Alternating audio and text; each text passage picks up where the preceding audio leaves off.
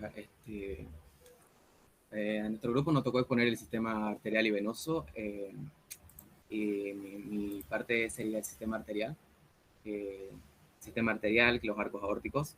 Los arcos aórticos se forman a partir de los arcos faringios entre alrededor de la cuarta y quinta semana de desarrollo. Cada uno recibe su propio nervio craneal y su propia arteria, que serían los arcos aórticos. Estos arcos aórticos salen originados del saco aórtico, que se derivan, que son de la parte más distal del tronco dorsal, de la mesénquima.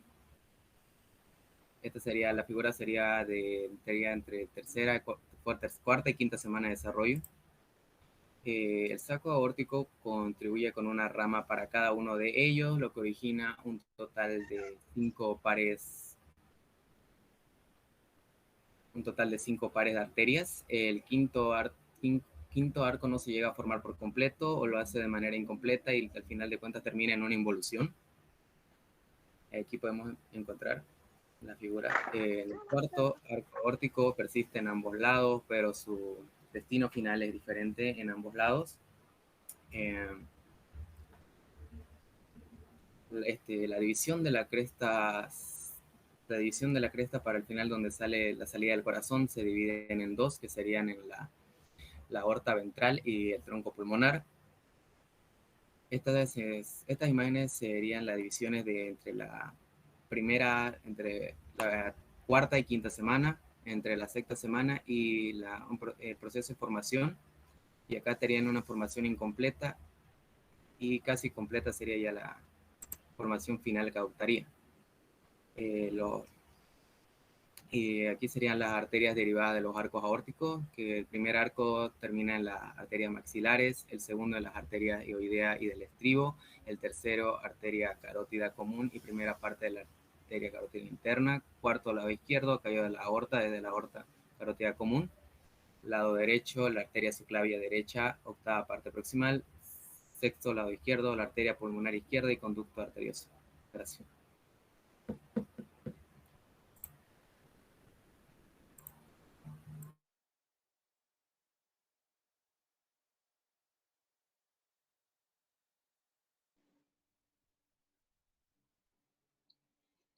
Arterias vitelinas y umbilicales. Las arterias vitelinas, que al inicio son una serie de vasos en par que irrigan a los vasos vitelinos, se fusionan de manera gradual y se conforman de las arterias del mesenterio dorsal del intestino. Las arterias umbilicales, al inicio son pares de ramos ventrales de la aorta dorsal. Se dirigen hacia la placenta en relación estrecha con el alantoides. Durante la cuarta semana, cada arteria desarrolla una conexión secundaria, que es la rama dorsal de la aorta, la arteria ilíaca común. Siguiente diapositiva, por favor.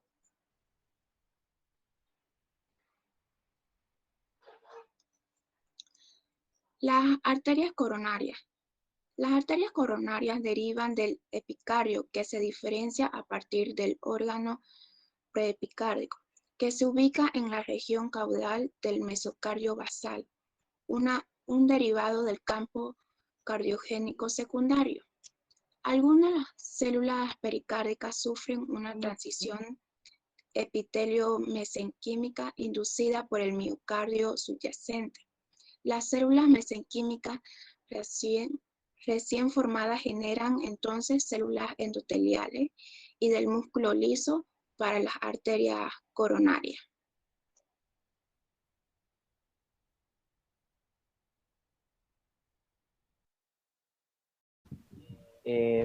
Defectos del sistema arterial. Dentro de los defectos del sistema arterial nos muestra la anomalía de la persistencia del conducto arterioso. La persistencia de este conducto, podemos ver en la imagen de la izquierda, representa a que no se produce un ligamento arterioso. Eso quiere decir que no hay la obliteración del mismo, sino que este se comunica directamente con la aorta y el tronco pulmonar, como vemos en la derecha. En la derecha se muestra cómo, persiste este conducto y genera muchos otros defectos. Siguiente diapositiva, por favor. Dentro de estos defectos tenemos lo que es la acortación aórtica. Esta se da en 3 de 10.000 nacimientos y lo que nos muestra es un estrechamiento mismo de la parte distal del callado aórtico a lo que es la aorta descendente. Este puede ser por dos tipos, lo que es el reductual, que se da cuando este conducto persiste, y el postductual cuando se da el ligamento arterioso, pero la arteria se conecta con él. Dentro de esto también tenemos el origen anómalo de la ASD, y este origen anómalo presenta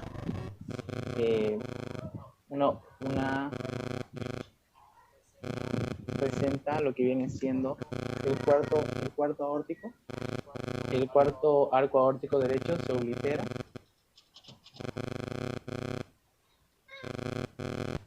El cuarto aórtico se oblitera, perdón, y genera el anómalo de el origen anómalo de la ASD.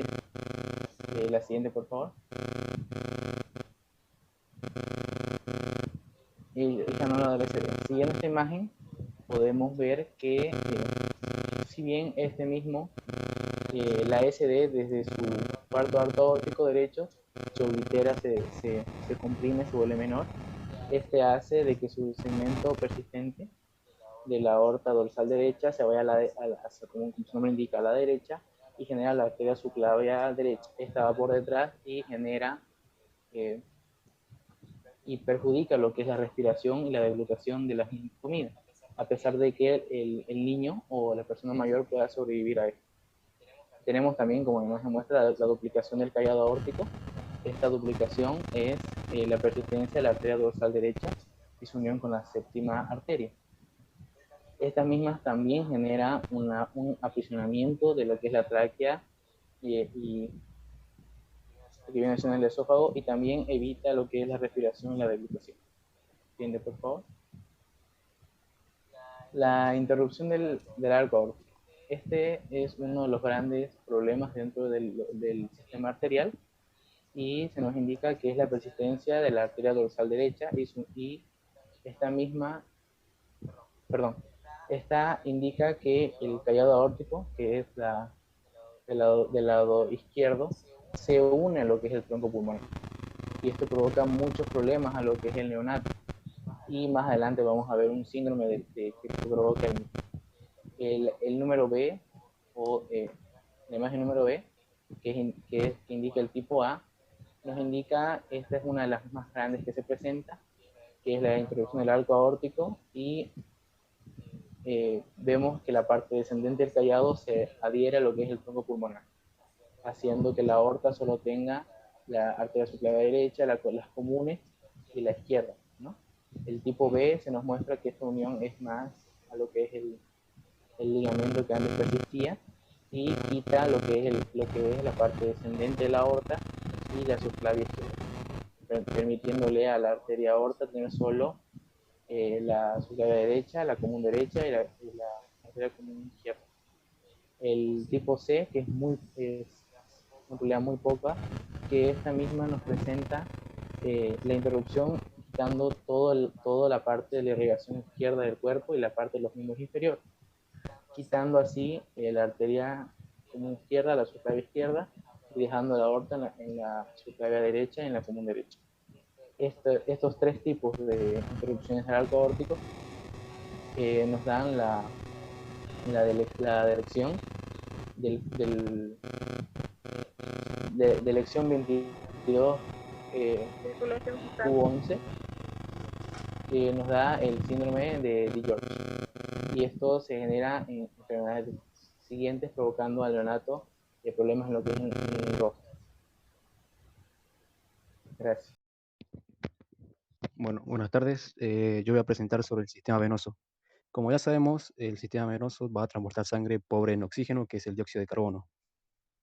El sistema venoso En la quinta semana de desarrollo se distinguen tres pares de venas principales, que son las venas vitelinas u ónfalo-mesentéricas, que llevan sangre del saco vitelino al seno venoso.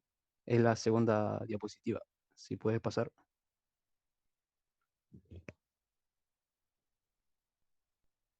Ya. Y la segunda son las venas umbilicales, que se originan en las vellosidades coriónicas y llevan sangre oxigenada al embrión. Y por tercero tenemos las venas cardinales, que drenan del cuerpo al embrión.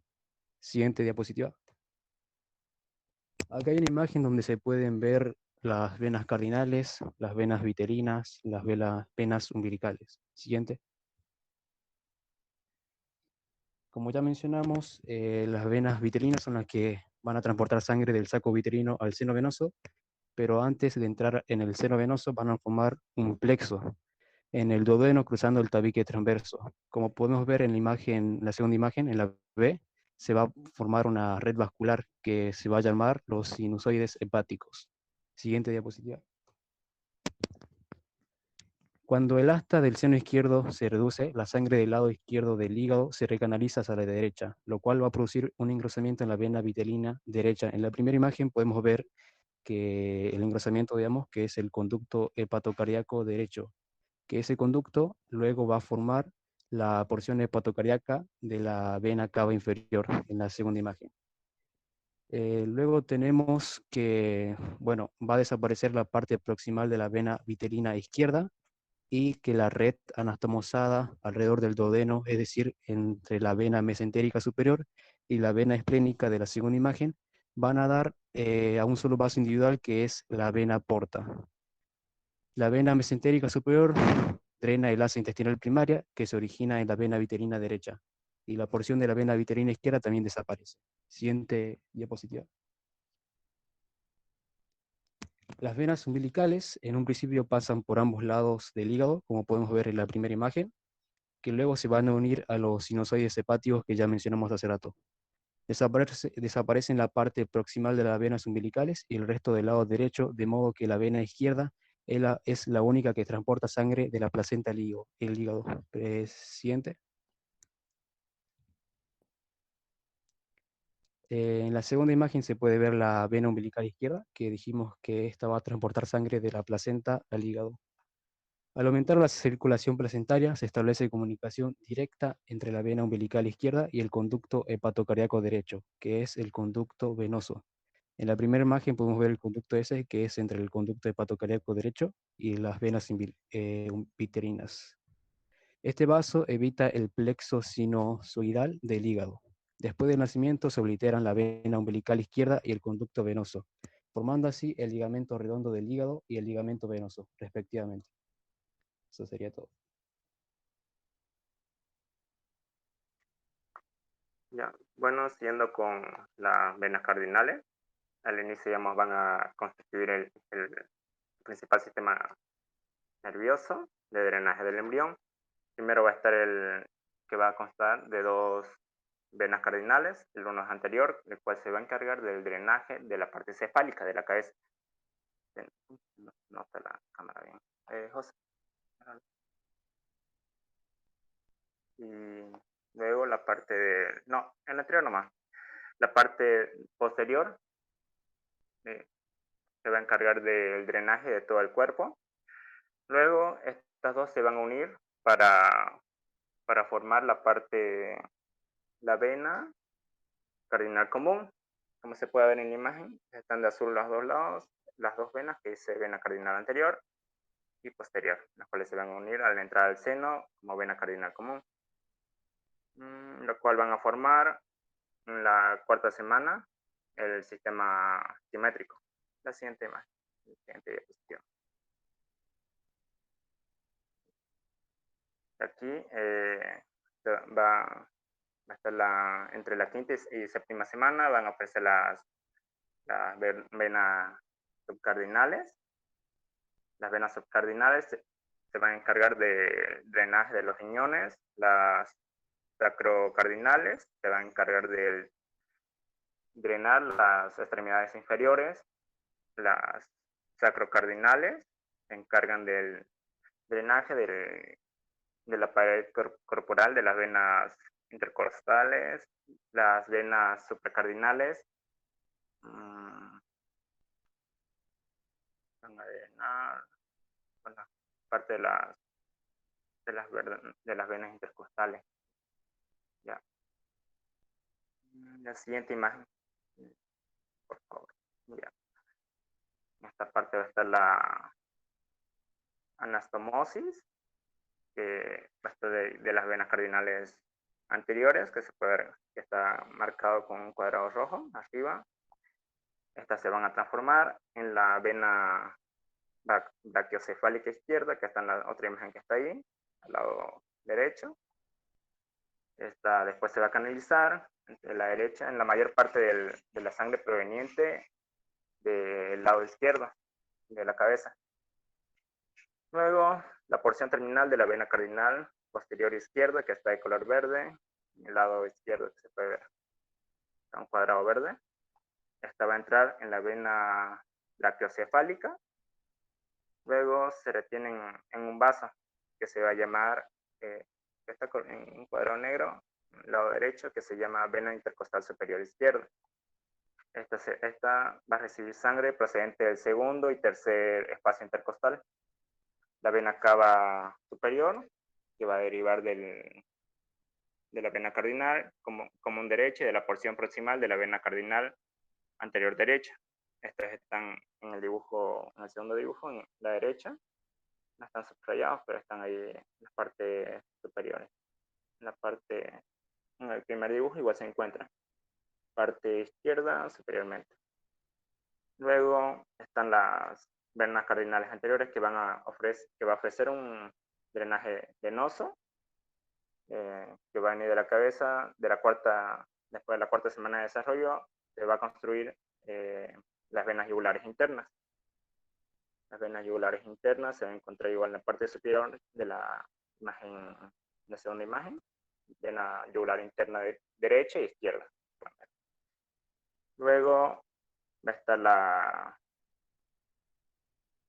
va a dar las venas yugulares externas, se van a originar del plexo de los vasos venosos de la cara, la cual van a drenar la cara y el lado de la cabeza de las venas subclavias, la cual va a dar origen a la vena renal izquierda. Está en la parte de abajo, marcado con un cuadrado lila. La renal izquierda, esta va a estar establecida con la comunicación que va a desaparecer con la vena subcardinal. Después va a quedar únicamente la porción distal de la vena gonadal izquierda, que está también marcada en un cuadrado lila. Esta va a estar, se va a convertir en el principal canal de drenaje y se va a desarrollar en el segmento renal de la vena cava inferior. Luego la anastomosis entre las venas sacrocardinales se va a construir se constituye en la vena ilíaca común izquierda. Luego la vena sacrocardinal derecha se va a convertir en el segmento sacrocardinal de la vena cava inferior. Pues la porción principal de las venas cardinales posteriores, la supracardinal va a asumir el papel de las venas, va a agarrar el papel del drenaje de la pared corporal. Luego va a seguir las venas intercostales derecha, la cual junto a una parte de la vena cardinal posterior van a ser la vena azigos, las cuales está marcado de un cuadro celeste. La vena azigos. Luego en el lado izquierdo va a estar de la vena de la cuarta a la séptima vena intercostal, entre la vena supracardinal izquierda, llamada entonces la vena hemisiagos, como está marcado igual en color celeste en el segundo dibujo, por el medio más. Y esto va a desembocar la vena azigos. Eso es todo. Gracias. Ya. Ya. Circulación fetal. Antes del nacimiento, la sangre procedente de la placenta saturada de oxígeno en 80% retorna al feto pasando por la vena umbilical. Al acercarse al hígado sin pasar por él, la mayor parte de la sangre cruza el conducto venoso para desembocar en la vena cava inferior. Una cantidad pequeña entra en los sinusoides hepáticos, donde se mezcla con la sangre provenientemente de la circulación portal. El oxígeno y los nutrientes de la sangre de la madre se transfieren al feto mediante la placenta. La sangre enriquecida fluye a través del cordón umbilical hasta el hígado y se divide en 3 direcciones. Luego la sangre llega a la vena cava inferior, una vena principal conectada al corazón. La mayor parte de la sangre pasa por el ducto venoso, otra derivación que transporta la sangre altamente oxigenada a través del hígado hasta la vena inferior, luego hacia la aurícula derecha del corazón. Una cantidad pequeña de esta sangre va directo al hígado para brindarle el oxígeno y los nutrientes que necesita. Los desechos de la sangre fetal se transfieren nuevamente a la sangre de la madre mediante la placenta. Siguiente diapositiva.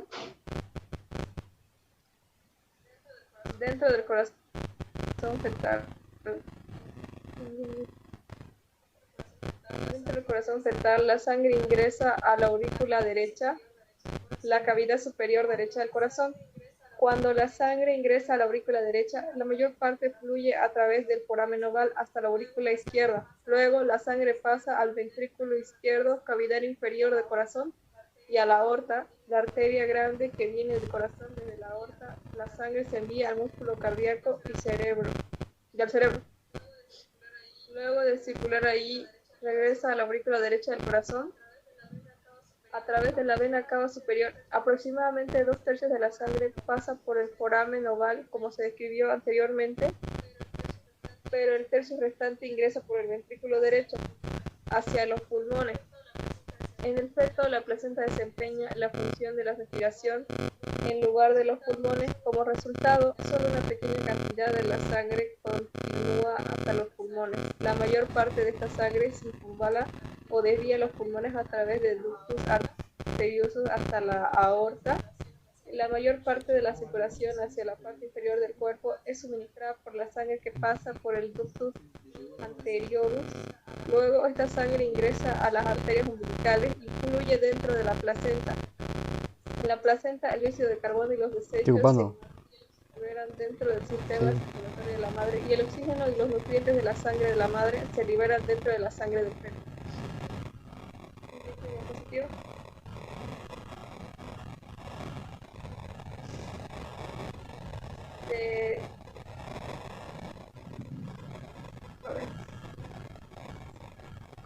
Se cierran las arterias umbilicales. Se producen los siguientes cambios en el sistema vascular después del nacimiento. Se cierran las arterias umbilicales debido a la contracción de la musculatura lisa en sus paredes, probablemente a causa de estímulos tanto térmicos como mecánicos y un cambio en la presión del colágeno, del oxígeno. Se cierra la vena umbilical y el conducto venoso poco después del cierre de las arterias umbilicales. En consecuencia, la sangre placentaria puede entrar en el neonato poco después del nacimiento. Tras la vena umbilical forma el ligamento redondo del hígado. En el margen inferior del ligamento falciforme, el conducto venoso que de este ligamento se dirige a la vena cava inferior también desaparece y da origen al ligamento. Siguiente diapositiva. Casi inmediatamente después del nacimiento se cierra el conducto arterial por contracción de su pared muscular. El proceso está mediado por...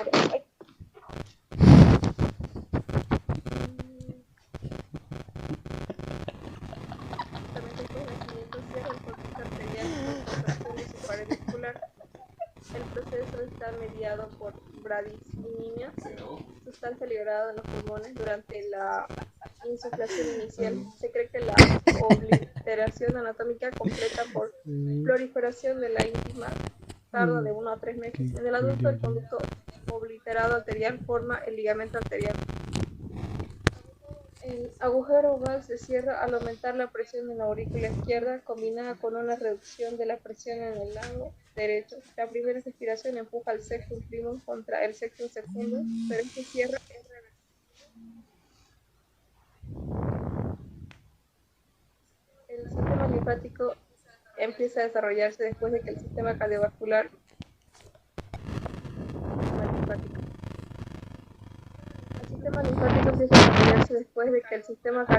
aparece antes de la quinta semana de gestación.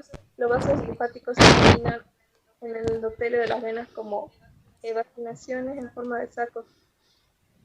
Se desarrollan 6 sacos linfáticos primarios, 2 yugulares en el punto de unión de las venas cardinales subclavias y anteriores, 2 ilíacos en el punto de unión de las venas cardinales ilíacas y posteriores, uno retroperitoneal cerca de la raíz del mesenterio y una cisterna del quillo en la región dorsal del saco retroperitoneal. Numerosos conductos conectan los sacos entre ellos y drenan la linfa de las extremidades, la cabeza, el cuello. 2 conductos principales, los conductos torácicos derecho e izquierdo, uno los sacos yugulares, cisterna de quillo, y muy pronto aparece una anastomosis entre los conductos. Más tarde se formarán el conducto torácico a partir de la porción distal del conducto torácico derecho, las anastomosis, y la porción craneal del conducto torácico izquierdo.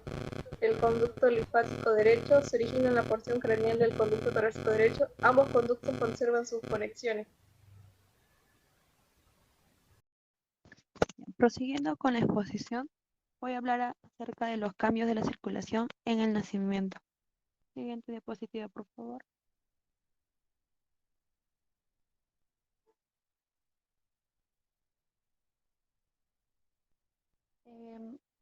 Los cambios de la circulación en el nacimiento normalmente se da por los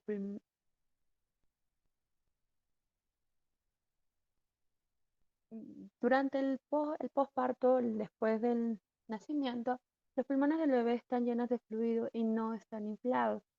Normalmente, el bebé está, cuando empieza a nacer o durante el parto, va a tomar primera respiración a cada aproximadamente de 10 segundos después de ello, en el cual aquí vamos a generar diferentes cambios, no solo en la parte de lo que es la circulación sanguínea, sino en todo el cuerpo normalmente.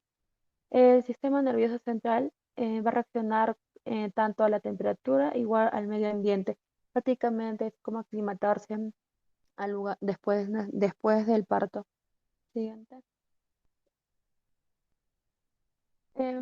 El bebé después de haber tomado la primera respiración, ocurren muchos cambios tanto en los pulmones como en el aparato circulatorio. Más que nada pasan los siguientes: hay aumento de oxígeno en los pulmones y esta va a causar una disminución en lo que es la resistencia de reflujo de la sangre a los pulmones, que normalmente se hacía durante la gestación. La resistencia del flujo de la sangre de los vasos sanguíneos también aumenta. El fluido también a la vez va a drenarse o será absorbido desde el aparato respiratorio. Y otra cosa es que los pulmones, como ya lo había mencionado, estos se van a inflar y van a empezar a trabajar por sí solos, llevando oxígeno al torrente sanguíneo y eliminando dióxido de carbono a través de la exhalación. Normalmente, como es la circulación sanguínea normal en un adulto. Siguiente. El cambio es lo que van a pasar, los cambios más importantes va a ser uno después del nacimiento, que es el cierre de la vena umbilical y el conducto venoso. Es decir, que aquí la vena se va a obliterar y va a formar como un ligamento redondo que es en el hígado y prácticamente se va a producir el cierre de ello. El conducto venoso a la vez también que va, la vena cabo, tanto como la vena cava inferior, al igual que el ligamento venoso, igual se va a obliterar y va a formar un ligamento redondo. Siguiente. El cierre de la vena umbilical también, esta se va a dar ya, o sea, se da, o bueno, se va a cerrar después del nacimiento. Y esta va a estar controlada por la hormona que es la bradicardia, que está producida por los pulmones en la primera insuflación. Y también va a haber la proliferación íntima, puede durar entre 2 a 3 meses más o menos, hasta que se forme lo que es el ligamento arterial.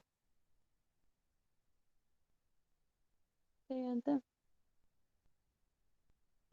La otra parte importante es el cierre del conducto arterial, y esta más que nada se va a hacer por el aumento de la presión en la aurícula izquierda, y esta va a disminuir tanto en la derecha.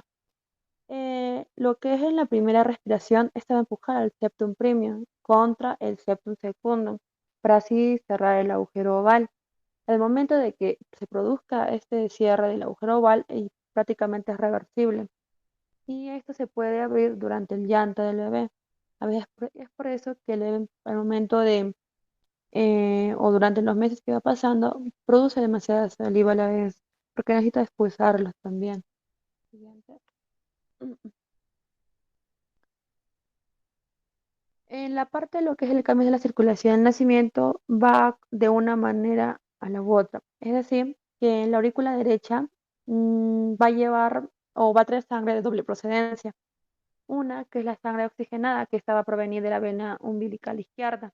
Al igualmente va a traer a las aurículas tanto derechas y estas se van a ir por las aurículas izquierdas, por el cual esta va a ser absorbida por el tronco arterial o pulmonar o va a pasar directamente por ahí. Y esta sangre de retorno va a tener CO2 y va a pasar a través de las venas cavas. Normalmente el corazón va a expulsar dos tipos de sangre, ambos tipos de sangre a la misma vez, tanto del CO2 y del O2. Lo que es el bloqueo de la circulación pulmonar se considera un doble mecanismo de desvío, ¿no? El agujero oval y el conducto arterioso. Normalmente cuando se produce estas circulaciones en lo que es después del nacimiento, el bebé puede ahogarse, sí, pero el médico, el obstetra, ya que dirige el parto, normalmente tiene que dar unas siguientes palmaditas al bebé después del parto, para así ver o para que pueda a veces expulsar líquido amniótico que se encuentra en la parte de la boca del bebé, que suele haber. Y es por eso que también es como un signo que hace ver al bebé como si fuera, em, se puede saber si es sordomudo o no, en todo, porque ciertos casos que cuando el bebé se le da las palmaditas, o sea, respira, pero como que no llora, no se altera durante esa, esa, a la expulsión de las palmaditas. Siguiente.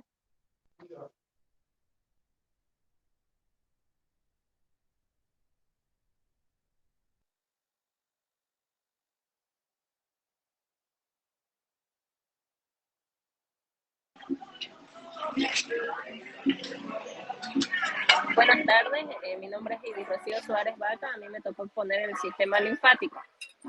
El sistema linfático empieza a desarrollarse después del sistema cardiovascular y aparece en la quinta semana de gestación. Los vasos linfáticos se originan en el endotelio de las venas como evaginaciones en forma de sacos. Se desarrollan 6 sacos linfáticos, que son los primarios. 2 yugulares en el punto de unión de las venas cardinales, subclavias y anteriores. 2 ilíacos en el punto de unión de las venas cardinales, ilíacas y posteriores. 1 retroperineal cerca de la raíz del mesenterio y la cisterna de Kilo en la región dorsal del saco retroperineal. Siguiente diapositiva, por favor.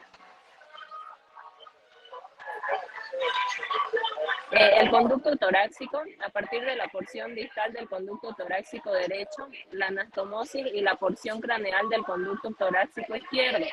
Se origina el conducto linfático derecho, que se origina en la porción craneal del conducto torácico derecho. Ambos conductos conservan sus conexiones originales con el sistema venoso, desembocando en el punto de unión de la vena yugular interna con las venas subclavias. Siguiente diapositiva, por favor. Especificación del linaje linfático. Está controlada por el factor de transcripción proxy que activa el alza de los genes de los vasos sanguíneos. Un gen importante que está demasiado regulado es el VEGFR3, receptor del factor paracrino VEGFC. Por la acción de esta proteína proxy, que se expresa en las células endotelias, se expande a partir de las venas existentes e inicia el crecimiento de los vasos linfáticos.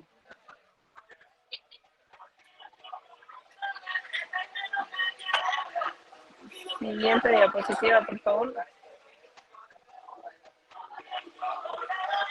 Eso sería todo.